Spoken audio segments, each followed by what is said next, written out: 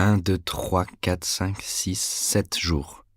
Et chaque fois qu'il sortait de chez lui, Clarisse apparaissait quelque part dans le monde. Une fois, il la vit secouer un noyer. Une autre fois, assise sur la pelouse en train de tricoter un pull bleu.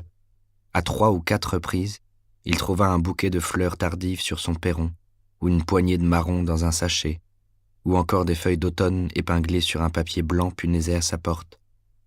Chaque jour, Clarisse l'accompagnait jusqu'au coin de la rue.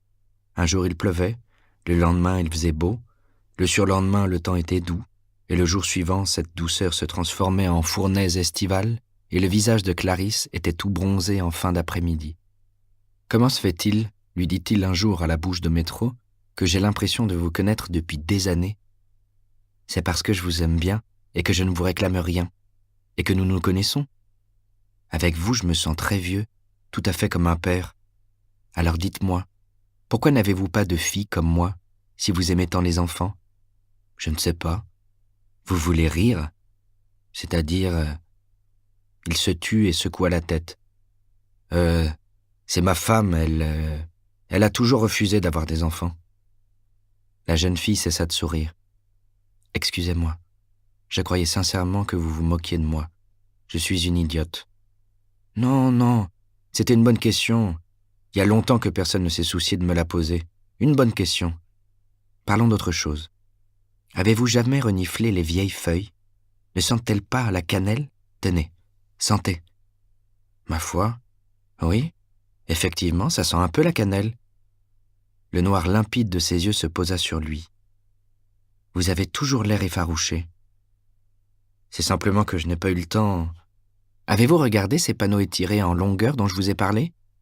Il me semble, oui, il ne put s'empêcher de rire. Votre rire est devenu beaucoup plus charmant. Vraiment ? Beaucoup plus détendu.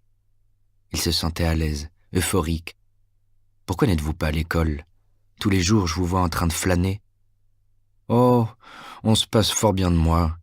Je suis insociable, paraît-il. Je ne m'intègre pas. C'est vraiment bizarre. Je suis très sociable, au contraire. Mais tout dépend de ce qu'on entend par sociable, n'est-ce pas ? Pour moi, ça veut dire parler de choses et d'autres comme maintenant.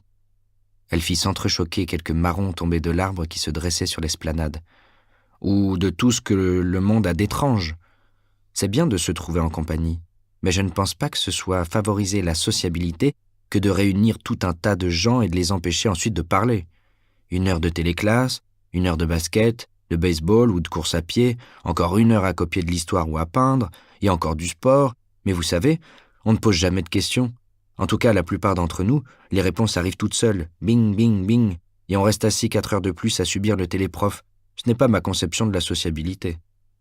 On n'a là que des entonnoirs dans lesquels on verse de l'eau dont on voudrait nous faire croire que c'est du vin quand elle ressort par le petit bout. On nous abrutit tellement qu'à la fin de la journée, on n'a plus qu'une envie, se coucher ou aller dans un parc d'attractions, bousculer les gens, casser des carreaux à l'éclateur de vitres ou démolir des bagnoles à l'écrabouilleur de voiture avec la grosse boule en acier. Ou encore sortir en voiture et foncer dans les rues en rasant les lampadaires et en jouant au premier qui se dégonfle et à cogne enjoliveur. Au fond, je dois être ce qu'on m'accuse d'être. Je n'ai pas d'amis. C'est censé prouver que je suis anormal. Mais tous les gens que je connais passent leur temps à brailler, à danser comme des sauvages ou à se taper dessus. Vous avez remarqué à quel point les gens se font du mal aujourd'hui ? Mais vous parlez comme une vieille personne. Il y a des moments où j'ai l'impression d'être une antiquité. J'ai peur des enfants de mon âge. Ils s'entretuent. Est-ce que ça a toujours été comme ça ? Mon oncle dit que non. Rien que l'année dernière, 6 de mes camarades se sont fait descendre. 10 sont morts dans des accidents de voiture. J'ai peur d'eux et ils ne m'aiment pas parce que j'ai peur. Mon oncle dit que son grand-père se souvenait d'une époque où les enfants ne s'entretuaient pas. Mais c'était il y a longtemps, quand tout était différent. Il croyait à la responsabilité, d'après mon oncle. Voyez-vous, je me sens responsable. J'ai reçu des fessées quand je le méritais, autrefois. Et je fais les courses et le ménage toute seule. Mais surtout, j'aime observer les gens. Il m'arrive de passer toute une journée dans le métro à les regarder et à les écouter. J'ai simplement envie de comprendre qui ils sont, ce qu'ils veulent et où ils vont. Il m'arrive aussi d'aller dans les parcs d'attractions et de me risquer dans les jet-cars quand ils font la course à la sortie de la ville à minuit. Du moment qu'ils sont assurés, la police ferme les yeux. Du moment que tout le monde est super assuré, tout le monde est content. Des fois, je les écoute en douce dans le métro ou au distributeur de rafraîchissement. Et vous savez quoi? Quoi? Les gens ne parlent de rien. Allons donc, il faut bien qu'ils parlent de quelque chose. Non, non, de rien.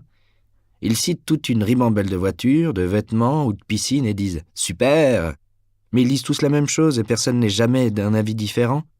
Et la plupart du temps, dans les cafés, ils se font raconter les mêmes histoires drôles par les jukebox ou regardent défiler les motifs colorés sur les murs musicaux, des motifs abstraits, de simples taches de couleurs. Et les musées, y êtes-vous jamais allé? Rien que de l'abstrait.